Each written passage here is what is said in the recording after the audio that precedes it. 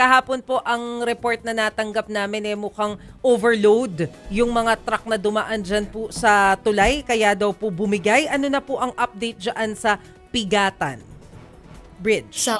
Sa unang tingin po, ang naging dahilan ng pagbagsak ng tulay ay yun nga pong overloading na sinasabi dahil nagsabay na tumawid dito sa Pigatan Bridge yung dalawang trailer trucks at dalawa pang mas maliit na truck.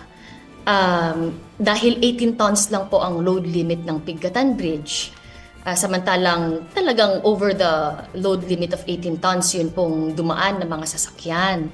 Pero kailangan nating tingnan yung mas malawak na sitwasyon dito sa aming bayan at saka sa probinsya ng Cagayan.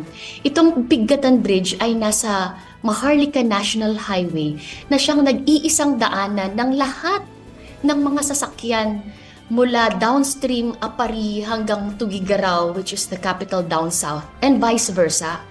At yung major artery ng National Highway, Maharlika Highway, ang siyang kumukonekta ng Cagayan sa mga karatig probinsya ng Isabela at ng Ilocos, sa region, all the way to Manila.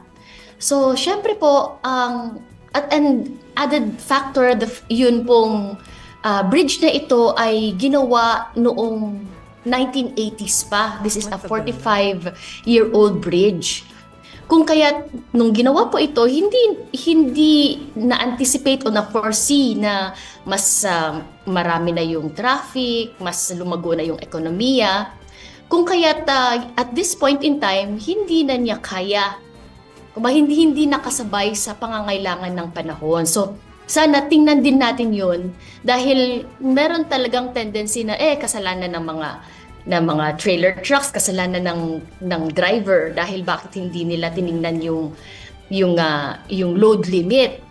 Subalit mula sa punto de vista nga na galing po sa ating mga farmers din at mga negosyante, siguro sana mag-level up din ang ating pamahalaan sa pagsasagawa ng mga bridges na talagang mag-cater sa needs ng community.